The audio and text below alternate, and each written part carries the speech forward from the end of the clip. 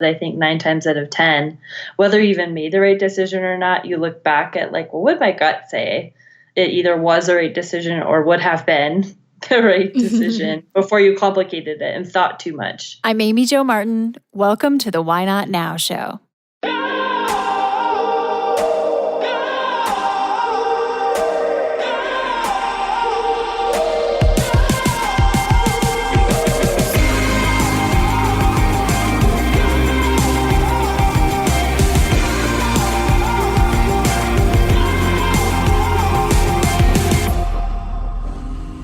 You know that thing you've been thinking about doing?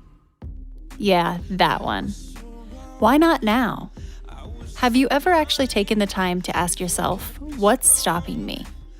Let's talk it through. This is your chance to give that idea the attention it deserves and take action. Each episode, I have a chat with a fascinating person, from entrepreneurs to athletes, celebrities, my parents, rocket scientists, and all walks of life. We talk through a critical time when they've asked themselves, why not now? We dissect that day or even that moment, step by step. Just let go.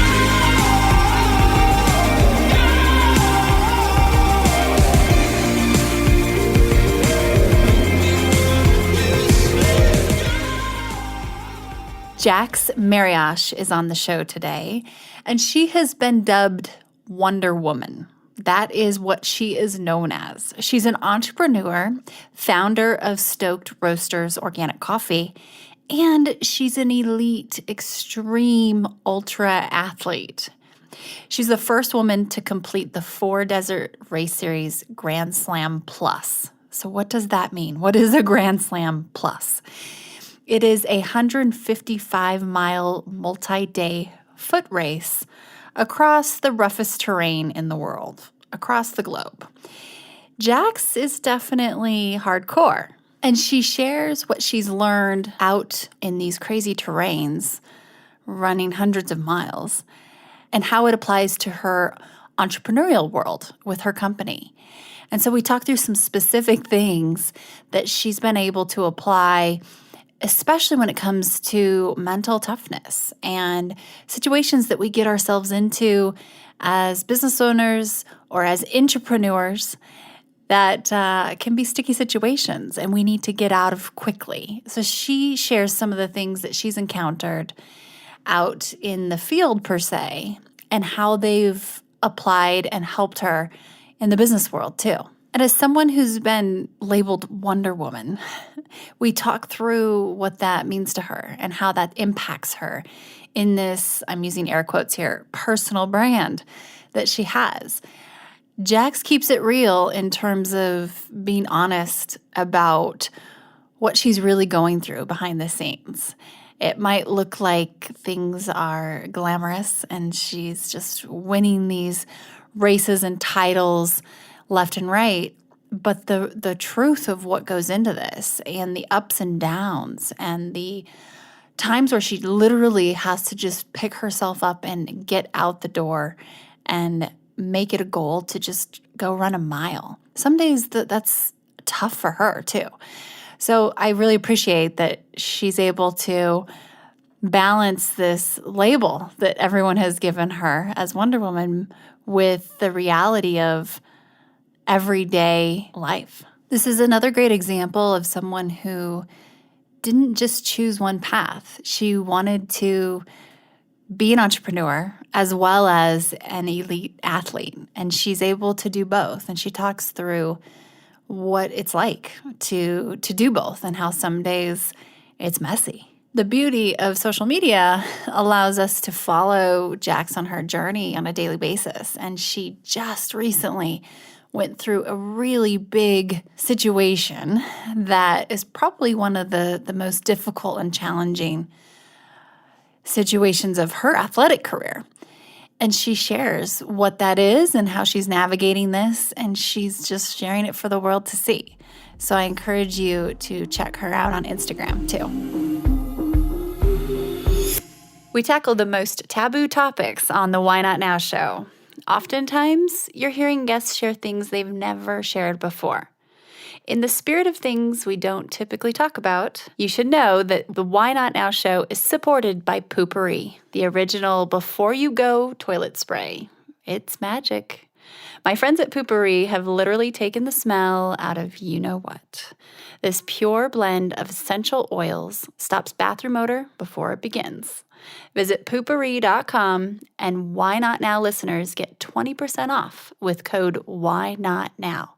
That's all one word. And you can hear the story about Poopery in our interview with founder Susie Batiste.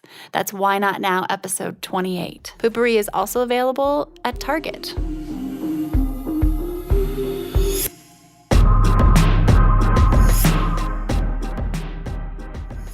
Jax, welcome to the show. Thanks for being here. Thanks so much.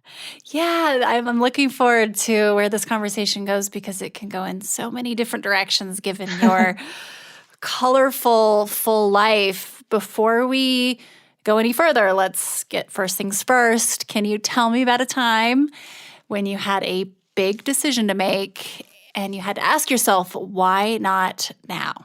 Well, for me, a big decision that I had to make was I was at a juncture point with my running career, actually, where I was on the fence with the Four Deserts Race Series. They had presented an opportunity for me to become, or go on a journey per se, to become the first woman in the world to complete what's called the Four Deserts Grand Slam Plus, which was 5 self-supported ultra running races all over the globe.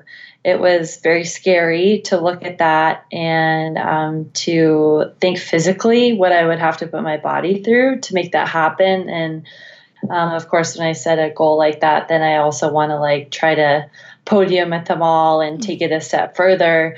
But for me, that why not now moment came when I thought about it and I was super scared and I knew I was going to go in the first race with really little preparation. And I just was like, you know what, I'm just going to do it because I've always wanted to do really, really big things athletically to inspire the masses to get outside. And doing that would have create that movement exponentially. And so I just on a whim with 4 weeks to go, emailed them back and said I was in. And then that created a year-long journey that was extremely successful. And I think even now it's really changed my life. And it's piggybacking the biggest probably athletic goal yet that is to come this year to try to break another world record. Wow. Several things you said really resonated with me. And one was there was a critical email. You literally, part of this was communicating, of course, that you were willing to give it a go, but it was a click of a button and how sometimes that getting from idea to action, oftentimes it's an email, believe it or not, for people. And it's that simple, but it's that big. And what was the delta between the time you were offered and presented this opportunity with your decision in your mind versus letting them know in the email? Less than a week, maybe even just a few days. And at the time I was married, and it was kind of funny because I had done one of the races in the race series the year before. And these races at the end, at the finish line, your body is just crushed and you are kind of a mess. And I literally remember saying to him at the finish line, oh my God, I'm never doing one of these again. This is the hardest thing I've ever done in my life. And here we are. That was October, and this is January, and the race is in February. And so somehow between October and January, I had actually taken some time to see how it affected people back home. And whether that was social media or it was messages that people sent. And he at the time was handling all of the kind of media back home and relaying back to people how it was going, because you don't have any contact outside. You don't have a phone or anything when you're out there. And so all this action had happened where people were getting outside, they were moving their bodies, they were looking at their fitness, and it was like a dream come true. And so that started to change my mind, where I was like, wow, if that happened, with one race what could happen with 5 and breaking a world record. So I kind of actually behind his back answered the race series and told him I would do it. And I remember telling Lance, I was like, hey, so they presented this idea of a historical process I could go through of breaking a world record of being the first woman to do this. What do you think? He was like, are you serious? Like, don't you remember the finish line? I'm like, well, yeah, but like, then I remember what followed. And then, so I kind of just actually punched that email and pushed send. And then I walked upstairs and I was like, so I just want to let you know. But I just made this decision by myself, and well, it's interesting because I think sometimes when we hear about an opportunity, and even though it might scare the heck out of us, or we know it's going to be more complicated than just saying yes, we still make up our mind on it like pretty quickly, and then we'll reverse engineer all the other factors, but we kind of already knew. And so I think that's worthy of noting, because it seems you maybe greenlit it officially a few days later, but it sounds like you knew in your heart.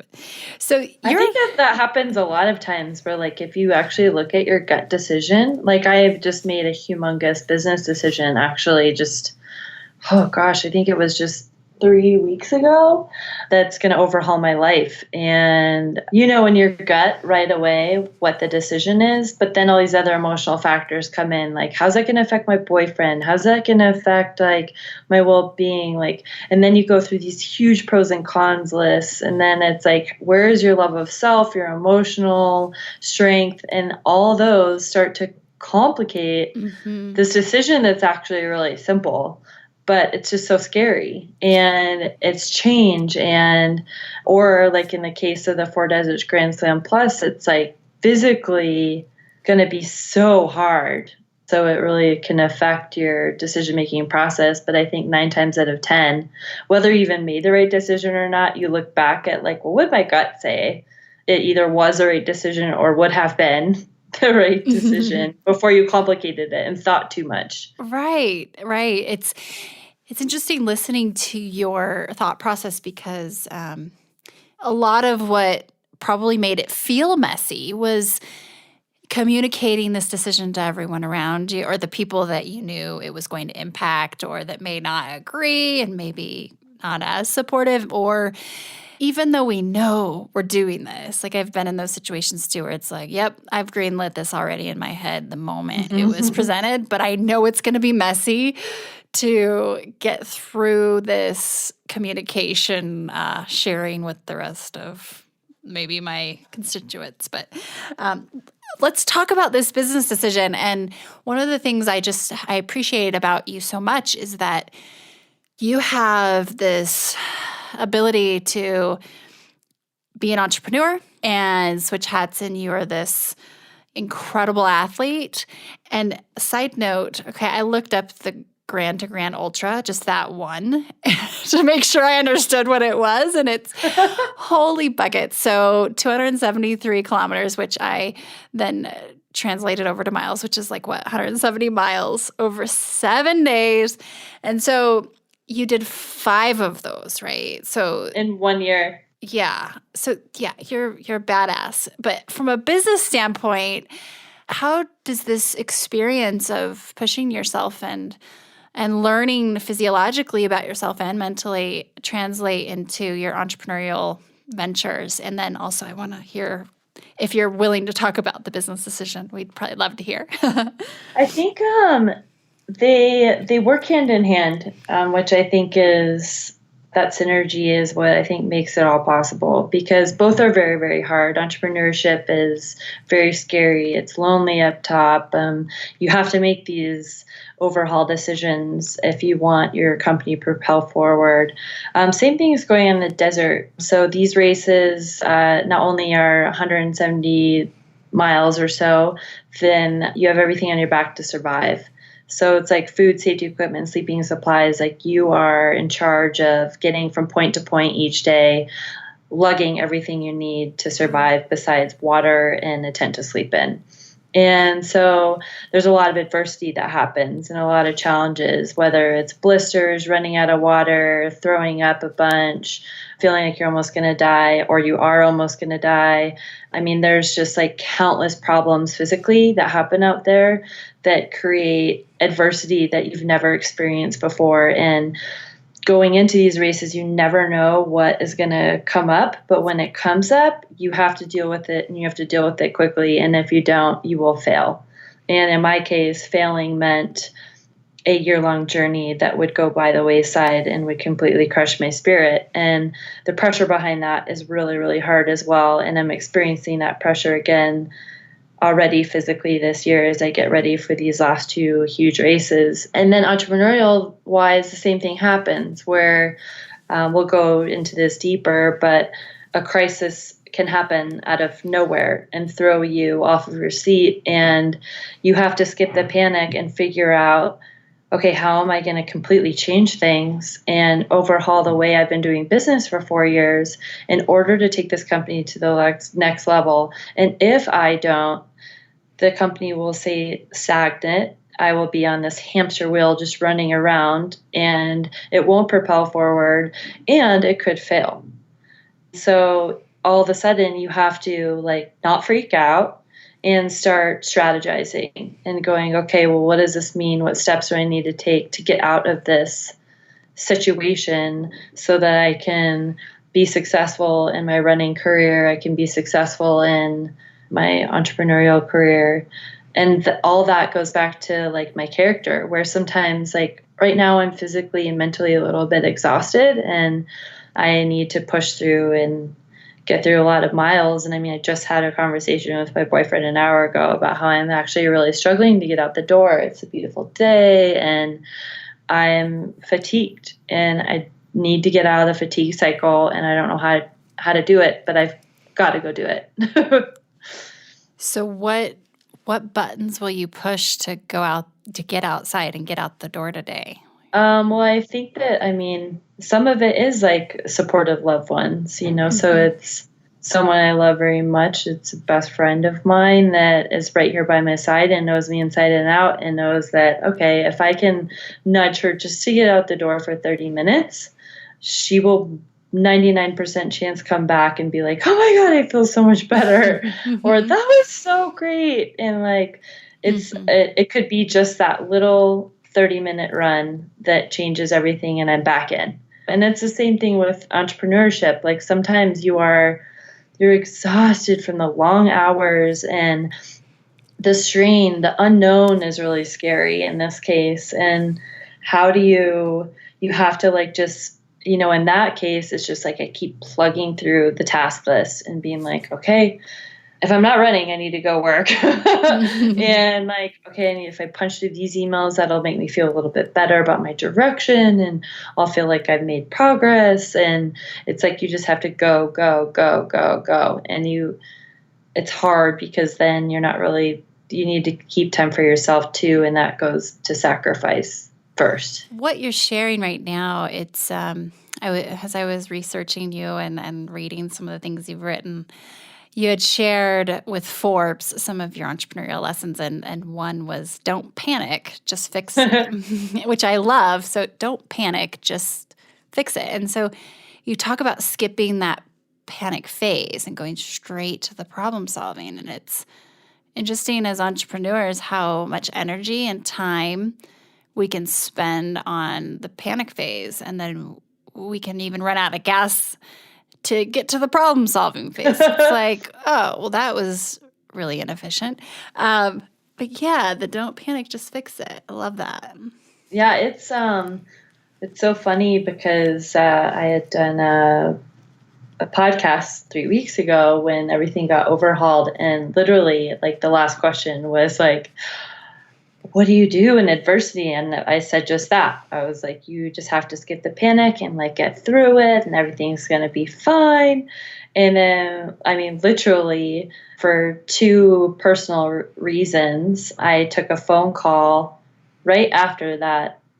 We had like exited the Skype call, and my roaster, who is the key to the entire product and business, needs to leave the company, and so does my partner and manager. Wow. So this And I was like, whoa, well, that was fast to like practice what I preach. The universe is giving you a opportunity here to do that. Yeah, and so literally that was what ignited 3 weeks ago, and I literally was just by coincidence going to where the headquarters is for Stoked Roasters in Hood River, Oregon. I was going there one day later, and I was on this phone call, and my boyfriend, his name is Bassett, he kind of witnessed the whole thing happen where I just got really quiet and I listened to what was going on, and then I like peacefully was like, okay, I'm gonna go now and figure this out. And then I silently cried, and I literally think I wiped my tears away, and by the flight was figuring out how to fix it all. And that has actually led to a decision. It was, I think, 4 days later that I'm actually moving back to Hood River for 1 year. I'm actually taking over both of those roles. Wow. I am reorganizing, restructuring the entire business for that year to create a different structure so that it can present itself and be really, really successful by the end of the fiscal year, and then make the next business decision from there. But so it was like a quick eye-opener of like, where is the health of my business and where could it be? And the current way that it's being run, it can't be where it needs to be. And therefore, as an entrepreneur, I have to get my hands really dirty and get very, very involved and punch 80 plus hours while trying to break a world record for running, and be right there on the floor roasting the coffee myself for a while. Wow. So it was that fast. That is quick. It's like you went into triage, just take care of business. There's no time to dwell on why this happened or even what really. It's more of what's the way forward, right? And so that's the same thing that happens out in those desert races. So you have 5 races in 1 year. And I'm in Sri Lanka. I can barely breathe. The air is so thick. I accidentally drank water because I was really dehydrated at 1 a.m. when I got in and didn't think about where I was in the world, and chugged out of the faucet. And so on day 1, the first 12K of the first race, I fell in the jungle and almost twisted my knee. And then I threw up 6 times and I crawled to the first checkpoint, and we went 3K off course. And I remember crawling to that first checkpoint as I'm like throwing up, and I'm like, oh my God, how am I going to do this? Like, I'm not to the first checkpoint on day 1 of a 5-race series, and I'm falling apart. And I literally got to the checkpoint. I sat there for a little bit. I had nausea medicine. I brought out my poles, and I just went. And then I got second overall in that race. We're going to take a quick break, and we'll be right back. Hi, everyone. If you are digging this podcast, please subscribe, rate, and review on iTunes. It just takes a moment, and it means a ton to us. Also, after recording more than 100 episodes, I've created a bit of a cheat sheet on the top 5 things I've learned from renegades and how they get from idea to action, from dreaming to doing. I will email you the downloadable PDF when you subscribe to my newsletter. Just head to amyjomartin.com and click on Connect with Me. The ability for entrepreneurs to relate in certain parallels, no, it's not easy to relate to your circumstantial and specific things you're doing out in the field in Sri Lanka and whatever. But I think it is so relatable when you think about the endurance side of things. And one of the things I would love to dive deeper into is your relationship with time. So you're getting ready, or maybe, I don't know if you've already moved, but it sounds like you're getting ready to move back to Oregon. And you're taking on this new role within your own company that will be taxing, but also sustaining your athletic endeavors. how do you have a healthy relationship with time and energy? What are some of the things you do? I mean, you're telling us some kind of resilience, it sounds like, but how do you even manage it? It's interesting because like the biggest result of it all right now that I'm experiencing it as I'm training for a race in Sweden. It's in 3 weeks in the Arctic Circle. And it's funny because as I'm trying to dig through and figure out the concept of it all, I actually can auto-relate back to 2016 when I did do those 5 races. And behind the scenes, I actually was at the middle and back half of the year going through a divorce and moving from Jackson Hole to Park City, Utah, and also still running Stoked Rosers. And so in this weird way, I can tap back into that a little bit and be like, okay, so I have this weird meter of that, like, oh yeah, that's easy. Like I can do that. Like, so I like just start plugging and playing it. I'm like, all right, so I'm going to go to Sweden and try to win this race. And then I'm going to come back and I'm going to move. And then I'm going to train there for the race in Australia and then break a world record. And then I'll just be in Oregon and watch my company flip around and be really successful. And it's all going to work out. Well, that's really interesting because it seems like you're able to take past pain and use it as future fuel in a way, in a positive way. Yeah. Right? So instead of thinking, oh, that was so bad back then, it's more of, no, I've actually been here before. I can do this. I found grit and I found stamina and endurance and it's all the same skills, really. It's like if you're out in the middle of the desert and it's 130 degrees, your shoes are melting, you're puking, and you're making history for women, and all of a sudden you feel like you're going to die, your mental process is the same. Like, okay, I need to flip the switch. And I started doing weird things like faking that I had water and faking that it was cooler out and almost like mind tricks to just get through the hardest part to get to this checkpoint, and then I was okay. And so it's almost like the same thing. It's like, oh my God, all these pieces are in the air. Like, I don't know who these employees are going to be. I don't know how I'm going to do this part of business. And it's like chaos. And so it's almost like this skill to like just have grit and endurance and reorganize the chaos into like, yeah, I guess organize chaos that then creates success. And when you start to feel the little nuggets of success, you feel comfort and you feel like you're going to be okay. And then that's what helps get you through. And one other area that I'd love to take this conversation before we wrap up would be, so you've been kind of coined as Wonder Woman Jax, right? So this is your name. And we talk a lot about personal branding on this show, and just sometimes that it can get a little bit sideways with what we're pegged as or what we have to live up to and the box that we can be put in. So you have this Wonder Woman Jax kind of label, but then also, this was a few months ago, I think, you shared on social, it was Instagram, I believe, and you basically said, I'm tapped out on all fronts. I'm a business owner, I'm a world-class athlete, a friend, and I'm burnout. So, and you took some time, right? Like you literally went, I think, up to Whistler and said, I'm checking out for a little bit. See you on the flip side. So do you find that the Wonder Woman Jax is helpful to you or limiting, or do you welcome that? Or it's interesting because it's like, sometimes I think the personal brand can elbow out the real you.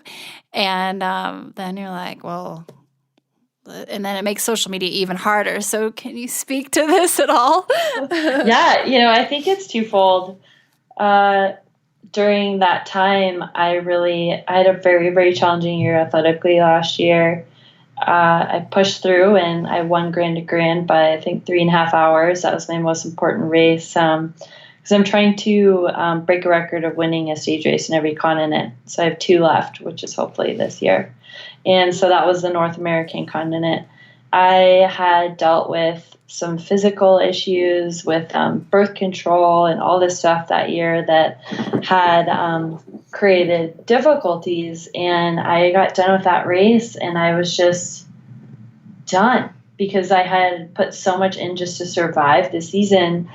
And I was just like, as you said, tapped out on all fronts. And so I was gifted an opportunity to go to Whistler and turn my phone off. And I just wrote, was by myself, and went on some mountain runs and reconnected and recalibrated. And what it made me realize is that your brand can affect you in one way where you feel like you just need a break from it all.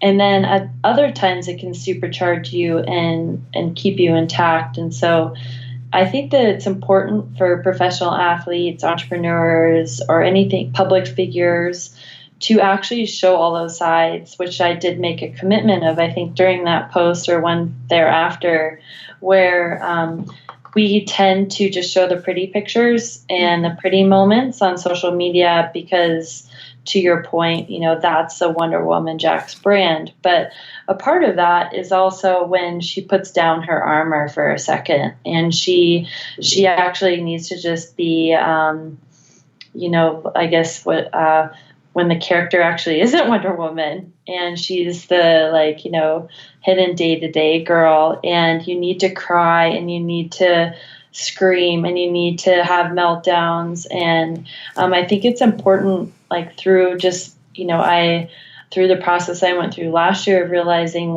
people should see when I had to remove birth control from my body to feel healthy again. I had to do all these things that created a downturn, and I should expose that. And because you actually feel more normal, which is that other side of Wonder Woman when she doesn't have her armor on. Or right now where I feel like I'm trying to pick up her pieces again to go out for a 30-minute run because there's a lot of pressure to win this race in the 6th continent. Then the other part of it is, going through the pressure of this race and going through this business transition that I know I need to do in order for Stoke to be successful, is because Wonder Woman Jax is my brand, and that's who I am, and that's my character. And if I think 3 years from now, when I want to transition more into motivational speaking and I have this book I want to write, I think to myself, well, that book is about how did Wonder Woman Jax get through as a world champion, breaking 2 world records and running, and has a successful business. And if I don't make this business succeed, then that's not me. That's not my brand, and then that's where I emotionally was drawn in, and Wonder Woman Jax actually helped me get back on my feet. And decide to make that gut decision of this is who I am. And this actually is the last chapter of the book that I'm going to go through in this next year, of hitting a huge adversity again and making those changes to make the company go skyrocket through to the next level as a craft coffee business, while hopefully getting another world record in running. So it kind of helped me. Or is helping me to be I would regret every part of it if I let any part of that fail, because it wouldn't be my identity at its core. That's a really cool relationship you have with this persona, with your brand, because it's always you. You are this essence. It's just sometimes you do go through these ebbs and flows of adversity and fatigue, and it's like this brand that you've created, which is you and the best version of you at performing in the highest capacity. It reminds you and it encourages you, and it's a really cool way to look at it and kind of flip the switch of how that could be perceived in a negative way too. But you have a really healthy relationship with it. And if you expose it too, then people get to see they actually can relate to it more. It's like maybe their case is that they're a mom full time, and then they like love to worry about health and fitness, and they have their own kind of adversity, like their kid gets sick and can't go to school. That means your whole day gets thrown off and you can't go to the gym, or, you know, you have stuff you need to do for your family and husband. And so it's like, I just really realized, like, through social, even this year, I'm showing all parts of myself now. Like, some people just thought I was a runner. And so I'm like, now I'm going to add the sport part. Now I'm going to add love and family. And I hope that, and then when there's times where you feel like you're falling, show that too, because then people can relate and they're like, oh, I'm not alone. And if she gets out there and she's going through this, then I can get out there too. And, you know, hopefully that even shows more of that raw grit and can help people even more than I have already. For sure, and allows people to understand how they can be their own version of Wonder Woman and an everyday Wonder Woman in their own variation. It's super cool. So as we kind of wrap up, a couple of rapid fire questions for you. What's your all-time favorite book? My gosh, good question. Probably The Four Agreements. It's a good one. Good one. And what keeps you up at night? If my business is going to be successful and that I want to break world records in running. Yeah, no big deal. No. Or am I going to miss my flight if I don't wake up on time? Those are all... that was last night. Oh, no. What's one lesson you find yourself learning over and over, Jax? I think to always love yourself.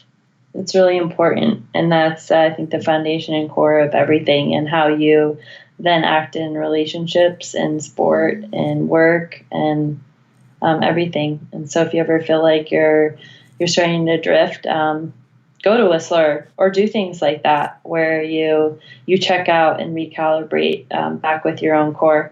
That's good. So good. Pirates or ninjas? Who is tougher and why? This is coming from Wonder Woman, so this is going to be a legit answer. Well, I think ninjas because they have mental toughness too, okay, and strategy. Gotcha. Fair enough. And what advice would you give to your younger self, Jax? You can choose which age that might be. Keep on keeping on. Just when you feel like you're falling, just get yourself back up and smile. I think that your subconscious mind can't smile and cry at the same time. And so just keep smiling. I used to always say that to my younger running self is, because it hurts sometimes. And if you just keep smiling, you actually can play tricks with your mind. So true. It's like a physiological, psychological thing. Well, just to wrap up here, I know that you have this run in front of you, a 30-minute get outside, and on behalf of your community and following and people you inspire daily, and me being one of them, just know that you're totally being seen, and everything you're doing is making a big impact. I think it can probably feel lonely, or sometimes it's hard to feel the impact of that feedback when you're going so fast and you're on planes and you're in hotel rooms and you're just doing it all. So know that we appreciate you, and thank you. Hopefully that helps you as you put a smile on your face before you walk out your hotel room. Yeah, definitely. There you go. Good. Yeah. Well, thank you so much for your time. And where can people follow you, both you and your business? WonderWomanJax.com or at Jax Mariash for Instagram, and then StokedRoasters.com. Awesome. Well, thank you, and best of luck on your journey as you keep kicking goals. Thank you so much.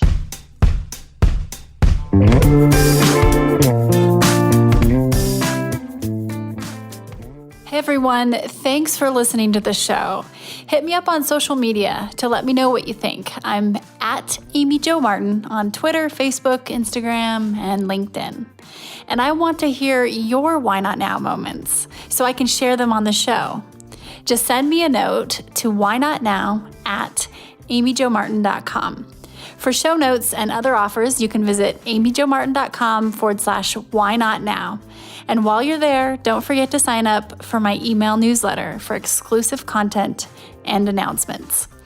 A big thanks to Rock Salt Music for all of the tunes by the talented John Coggins, and of course a hat tip to Richard Brewer for editing and producing the show.